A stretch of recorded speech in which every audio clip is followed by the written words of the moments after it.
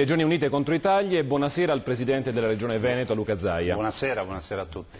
Senta, ieri Bossi quindi aveva detto che era scoppiata la pace tra voi delle Regioni e Tremonti, però a giudicare da queste dichiarazioni di oggi la pace non sembra imminente. Come farete? Lei tra l'altro dovrebbe rinunciare a 350 milioni. Beh, questa è la cifra, però immagino che Bossi intendesse fare riferimento alla volontà che c'è da parte delle Regioni, del resto il nostro Presidente Errani l'ha confermato, di dialogare e di discutere ancora con il Governo. Ricordiamo che questa manovra di 24 miliardi e 900 milioni ancora oggi non è stata approvata.